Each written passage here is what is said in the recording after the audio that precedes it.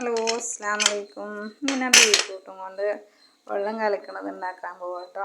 ഇതാ ബീട്രൂട്ട് നന്നായി തോലൊക്കെ കളഞ്ഞ് കഴുകി വൃത്തിയാക്കി ചെറിയ കഷ്ണങ്ങളാക്കിയിട്ട് ഒരു ബീട്രൂട്ട് ഒരു 4 കഷ്ണമൊക്കെ ആക്കിയാൽ മതി കേട്ടോ. കുക്കറിലിട്ടിട്ട് നന്നായി വേവിച്ചെടുത്തിട്ടുണ്ട് കേട്ടോ. കഴുകണമെന്നൊന്നും കാട്ടിയില്ല, കുക്കറിലിട്ടിട്ട് നല്ല വേവിച്ചെടുത്തിട്ടുണ്ട്. ഇനി ഇത് മിക്സിയിലിട്ടിട്ട് നന്നായി പേസ്റ്റ് പോലെ അരച്ചെടുക്കണം കേട്ടോ. ബീട്രൂട്ട് നല്ലതല്ലേ രക്തം ഉണ്ടാവാനും ഇതിനൊക്കെ. പക്ഷെ ദിവസം കഴിക്കാൻ പറ്റില്ല കേട്ടോ. ഒരാളെ 2 ദിവസമൊക്കെ കൂടുമ്പോഴാണ് ബീട്രൂട്ട് കഴിക്കാൻ പറ്റുള്ളൂ. അപ്പോൾ ഇങ്ങനെ ഉപ്പേരിയൊക്കെ വെച്ച് കഴിക്കാനും കുട്ടികൾക്കൊക്കെ കൊടുത്താലും മടിയാവും. അതിനൊക്കെ നല്ലൊരു ഇങ്ങനെ കൊടുക്കുമ്പോൾ നല്ലൊരു ഇതാട്ടോ. അപ്പോൾ ഇത് നന്നായിട്ട് പേസ്റ്റ് പോലെ അരച്ചെടുക്കണം. ഇതേപോലെ സെയിം ക്യാരറ്റ് ഞാനിതിൽ വീഡിയോ ചെയ്തിട്ടിട്ടുണ്ട് കേട്ടോ. ക്യാരറ്റ് ഇതേപോലെ ക്യാരറ്റ് പിന്നെ ദിവസവും കുടിക്കുക. ഓരോ ഗ്ലാസ് നല്ല ഇങ്ങനെ പണികളൊക്കെ എടുത്ത് ക്ഷീണിച്ചിരിക്കുമ്പോൾ ഓരോ ഗ്ലാസ് കലക്കി കുടിക്കുക. ബീട്രൂട്ട് 2 ദിവസം കൂടുമ്പോഴൊക്കെ കേട്ടോ കുടിക്കാൻ പറ്റുള്ളൂ.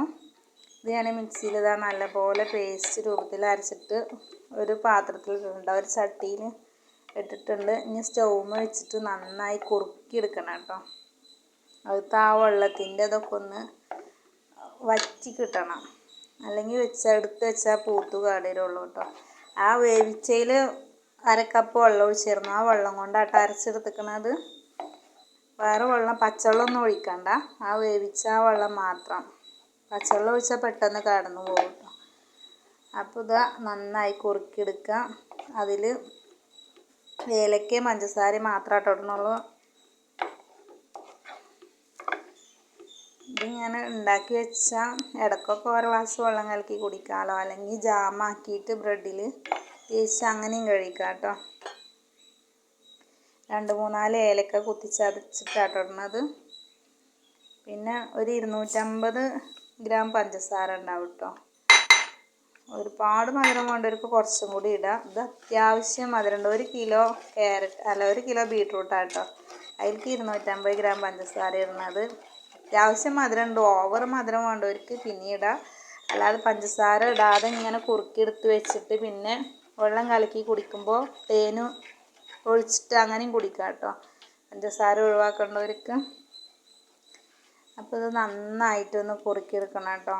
ഇത് ഒന്ന് വെച്ച് അങ്ങോട്ടോ ഇങ്ങോട്ടോ പോയിട്ടുണ്ടെങ്കിൽ നിറയെ പൊട്ടിത്തെറിക്കും കേട്ടോ. തിളച്ചിട്ട് ഇങ്ങനെ പൊള്ളങ്ങൾ വന്നിട്ട് 4 പുറം തെറിച്ചു കേട്ടോ. എൻ്റെ അത് തെറിച്ച് പോയി മൊത്തത്തിൽ പെനയും.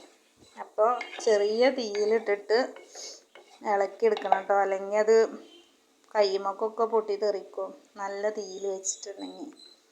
അപ്പോൾ കൈയൊക്കെ പൊള്ളും കേട്ടോ, മേലേക്കും മുഖത്തേക്കൊക്കെ തെറിക്കും. അപ്പോൾ നന്നായിട്ട് ഇതേപോലെ കുറുക്കിയെടുക്കുക. ഏലക്കയും പഞ്ചസാരയും ഇട്ട് കഴിഞ്ഞിട്ട് കുറച്ചൊരു 10-20 മിനിറ്റോളം കുറുക്കിയെടുക്കുന്നുണ്ട് കേട്ടോ. ഇവിടെ ഒരു കുക്കർ തൊള്ള പൊളിക്കും.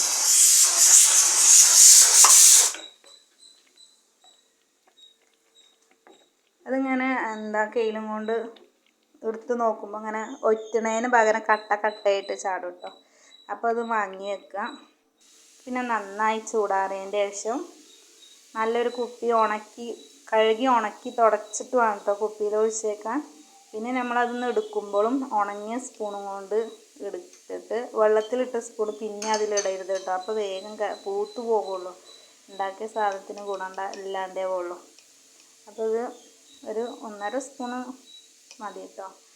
ഒരു ഗ്ലാസ്സിലൊഴിച്ച് കുറച്ച് വെള്ളം ഒഴിച്ച് നന്നായി ഇളക്കി കുടിക്കുക കേട്ടോ. ഈ രക്തക്കുറവുള്ളവർക്കും വളർച്ചയുള്ളവർക്കൊക്കെ ഇത് നല്ല സാധനമാണ്. പിന്നെ കുട്ടികളും ഇതേപോലെ ഉപ്പേരി ഇതൊന്നും കൊടുത്താൽ കഴിക്കാത്തവർക്ക് ഇങ്ങനെ ജ്യൂസാക്കി കൊടുക്കുക, അല്ലെങ്കിൽ ബ്രെഡിലൊക്കെ അങ്ങനെ ജാമ് പോലെ തേച്ച് കൊടുക്കുക കേട്ടോ. അപ്പോൾ ഇത്രയേ ഉള്ളൂ. വീഡിയോ ഇഷ്ടമായാൽ ലൈക്ക് ചെയ്യുക, ഷെയർ ചെയ്യുക, സബ്സ്ക്രൈബ് ചെയ്യുക കേട്ടോ. അസ്സലാമു അലൈക്കും.